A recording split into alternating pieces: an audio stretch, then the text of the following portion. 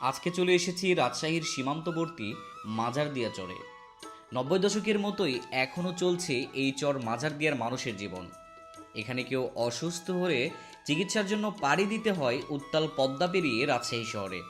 নিত্য প্রয়োজনীয় জিনিসপত্রের জন্য ভরসা সেই রাজশাহী শহরই। ভালো শিক্ষা ব্যবস্থা নেই, নেই কোনো সহজ যোগাযোগ পথ।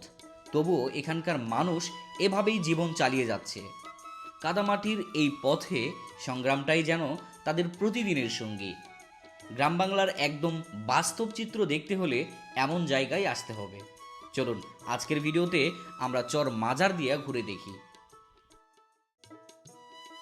রাজশাহী টিবাগ থেকে একটি নৌকা রিজার্ভ করে আমরা রওনা দেই চর মাজারদিয়ার উদ্দেশ্যে। ভিডিওটি গত বর্ষার। ভরা নদীতে নৌকায় ভাসতে ভাসতে 30 থেকে 40 মিনিটের সেই পথটা যেন এক নিমিষেই কেটে গেল। মাজারদিয়ার ঠিক কাছাকাছি আসতেই দেখা মিলল এক অদ্ভুত সুন্দর দৃশ্যের। দিগন্তজোড়া চরের বুকে এক বিশাল গরুর পাল। সবুজের মাঝে এই পালের বিচরণ দেখে মনে হচ্ছিল এ যেন বাংলার সে আদি ও অকৃত্রিম রূপ, যা যুগ যুগ ধরে টিকে আছে। আপনার কয়টা গরু এখানে আছে? আমার গরু 700 আছে এখানে। আপনার গরুই 700 আছে? মাশাআল্লাহ। আপনার কি নিজের নাকি? হ্যাঁ, নিজের। আপনার নিজের? আচ্ছা। সব রাখাল আমরা দে অরিজিনাল মালিক। হ্যাঁ। প্রকৃতির এই উপহারটুকু ক্যামেরাবন্দি না করলে যেন অপূর্ণতা থেকে যেত। গরুর পালের মায়া কাটিয়ে চর মাজারদিয়ার ঘাটের কাছে পৌঁছালাম। এখানে চোখে পড়ল এক অন্য জগৎ। এখানকার মানুষ বড্ড পরিশ্রমী। কেউ শহর থেকে প্রয়োজনীয় সওদা নিয়ে ফিরছে, আবার কেউ এই ভর দুপুরেও হাঁটু সমান পানিতে দাঁড়িয়ে পাটের সোনালি আঁশ ছড়াতে ব্যস্ত।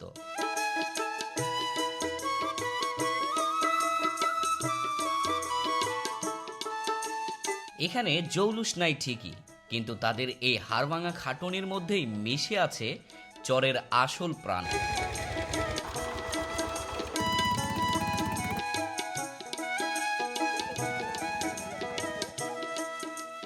মাজারদিয়া ঘাট থেকে এই চরের পুরো গ্রাম ঘুরে দেখার জন্য এখানে বাইক পাওয়া যায়। ঘাটের পাশেই একটা ছোট্ট চায়ের স্টল আছে। আমরা চা নাস্তা সেরে নিলাম, এরপর বাইক ভাড়া করে রওনা হলাম গ্রামের একদম ভেতরটা এক্সপ্লোর করার উদ্দেশ্যে। চর মাজারদিয়ার ঘাট এটা। এখান থেকে আপনারা মূলত কত নেন এখন বর্তমান চর মাজারদিয়া ঘুরে নিতে? এখন আপাতত এটা আমরা এমন করে না, তাও মানে যে যা দিচ্ছে এরকম যদি 300 টাকা দেয় কেউ যাওয়া আসা ঘুরতে। আচ্ছা। আবার আপনার যদি দূরে হলে আপনার যদি একটু মানে কত করে 400 টাকাও দেয়। হ্যাঁ, ঠিক না? আপনার কেউ 400 টাকা দেয়, কেউ 300 টাকা দেয়। এক্স্যাক্টলি ভাড়া আসলে 300 টাকা নাকি? 300 না, টাকা আমাদের গ্রামে, মানে আমাদের এখানে ভাড়া আমাদের টার্মিনাল যেটা হ্যাঁ। ঘোরা যাওয়া আসা 300 টাকা 400 টাকাও দেয়। যাওয়া আসা আসলে 200 টাকা, সরি 300 টাকা করে ভাড়া। আপনারা একটা বাইক নিলে 2 জন যেতে পারবেন। তো আমরা যাচ্ছি, দেখেন কি পরিমাণ দুর্গম এলাকা। এই রাস্তার ফাঁকা জায়গা তুমি শর্ট নিবে এটা। আচ্ছা, সমস্যা নাই। এই রাস্তার পরিবেশটা দেখেন। ওইভাবে হবে না, মানুষ সামনে বাইরে গাছটাকে বাড়ি যাবে। আমরা আসলে 11 জন আসছি, 11 জনে 6টা বাইক নিয়েছি। তো 6টা বাইক নিয়ে আমরা চরটা ঘুরে দেখব, সেই সাথে সীমান্তবর্তী এলাকা যেহেতু, সেই সাথে দেখব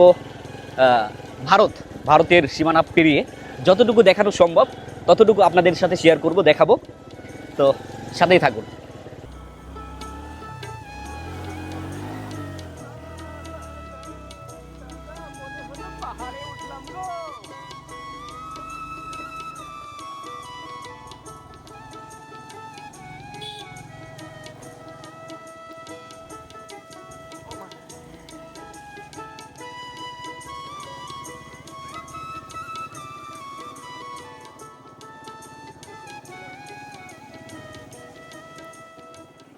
কি পরিমাণ দুর্গম রাস্তা আমরা পেরিয়ে এই চর মাজারদিয়া এক্সপ্লোর করতেছি, দেখতে পাচ্ছেন। আমাদের বাইক আটকে গিয়েছে। তো আমাদের সাথে কিন্তু অলরেডি 3টা বাইক চলে আসছে, আরও 3টা বাইক আছে পেছনে। আসলে চরের জীবন কতটা কষ্টের। এখানে নাই কোনো হেয়ারিং রাস্তা, নাই কোনো পাকা রাস্তা। তবে আসলে যখন শুষ্ক মৌসুমে আসবেন চরে যখন বালি থাকবে তখন আপনারা চর থেকে এই মোটর বাইকে এই পুরো মাজার দিয়া চর ঘুরে দেখাইবে, ভাড়া পড়বে 400 টাকা। আর একটা বাইকে আপনারা 2 জন করে উঠে ঘুরতে পারবেন এই চর মাজার দিয়া।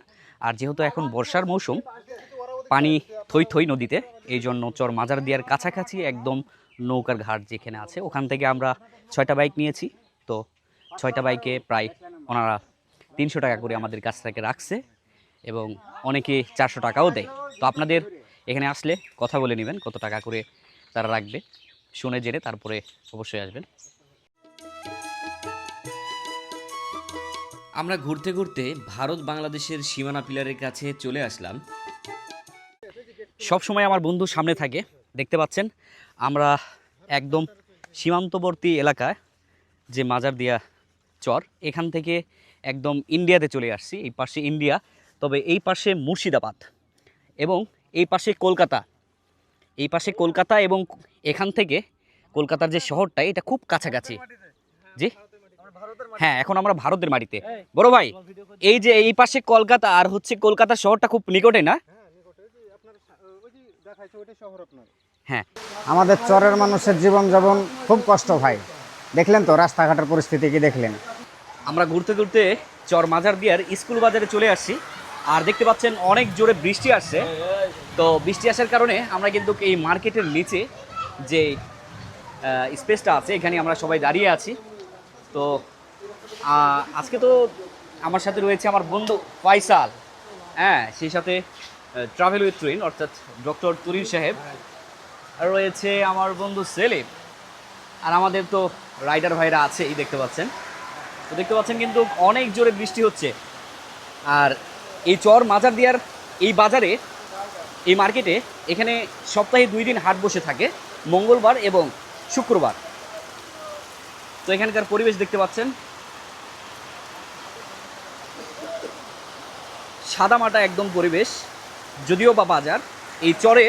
ভাই এই বড় ভাই, এই আপনাদের এই চরে কি বাজার একটাই? এটাই বাজার একটাই, এই স্কুল বাজার এটাই? এটাই সপ্তাহে 2 দিন বাজার বসে না, হাট বসে? শুক্রবার হয়েছে, মঙ্গলবার, শুক্রবার আর মঙ্গলবার। হ্যাঁ, সপ্তাহে 2 দিন হাট আছে। আর আপনার মার্কেট সব কিছু জিনিস পাওয়া যায়, মুদিখানা, জামা কাপড়, স্যান্ডেল, মানে খাদ্য খাবার যত যাবতীয় জিনিস সব কিছু পাওয়া যায়। মানে দোকানদাররা শহর থেকে নিয়ে এসে আপনার হচ্ছে দোকানে বিক্রি করে। চরের হচ্ছে শিক্ষক ছেলেপিলাদের ধরেন শিক্ষক নাই, মাস্টার ধরেন শহর থেকে আসে লেখাপড়া করায়, মন গেলে ধরেন এরকম বৃষ্টি হলে আসে না, বৃষ্টি না হলে ধরেন আসে।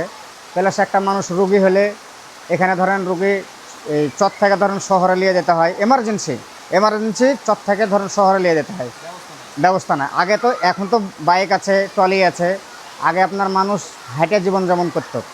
মানুষের আগে খুব জি মানুষের আগে খুব কষ্টই দুর্দিন গেলছে। এখানে ধরেন নাই হসপিটাল, নাই কিছু। একটা আপনাকে বললাম ছোট ঘর আছে, ওই ঘরটাতে ধরেন সপ্তাহে একটা ডাক্তার আসে, সপ্তাহে 2 দিন ওষুধ দেয়, চলে যায়, এটুকুই। তাছাড়া আপনার আমাদের চরের মানুষ মানে এক কথা বিশ্বাসিত আপনার রাস্তাঘাট আর হচ্ছে বিদ্যুৎ, কারেন্ট আর রাস্তাঘাট হলে আমাদের চরের মানুষ ভালো থাকবে। আকাশটা সকাল থেকেই মেঘলা ছিল আর মাজার দিয়ার চরের বুকে শেষমেশ ভারী বৃষ্টি নামল। বৃষ্টির ঝাপটা একটু কমতেই স্কুল মাঠে ছোট ছোট শিশুরা মেতে উঠল ফুটবল খেলায়। সময় তখন বিকেল 3টা কি 4টা হবে। আমাদের দুপুরের খাবারটাও বাকি ছিল। আমরা মাঝির খালার বাড়িতে দুপুরের খাবারের ব্যবস্থা করি। বৃষ্টি থামতেই আমরা রওনা হলাম সেই খাবারের উদ্দেশ্যে। এই চরে কোনো খাবারের হোটেল নেই। যদি আপনি কখনো এই চর এক্সপ্লোর করতে আসেন তাহলে অবশ্যই খাবারের জন্য কিছু পার্সেল নিয়ে যেতে হবে, নয়তোবা আমাদের মতো মাঝির সাথে কথা বলে তার পরিচিত কোনো বাসায় খাবারের ব্যবস্থা করতে হবে। যেহেতু আমাদের সাথে আমাদের বাসার ভাই আছেন, ওনার পরিচিত এক বাসায় আমাদের দুপুরের খাবারের ব্যবস্থা করা হয়েছে। দেখতে পাচ্ছেন আমাদের ভাই বাদার সবাই বসে পড়েছে খাবারের জন্য। ভিডিওটি কেমন ছিল তা অবশ্যই কমেন্ট করে জানাবেন। আপনি যদি এই ভিডিওটি ফেসবুক থেকে দেখে থাকেন তাহলে আমার এই ছোট্ট পেজটি ফলো করবেন, এবং যদি ইউটিউব থেকে দেখে থাকেন তাহলে আমার এই ছোট্ট চ্যানেলটি সাবস্ক্রাইব করে পাশে থাকবেন। ভালো থাকবেন, সুস্থ থাকবেন, আল্লাহ হাফেজ।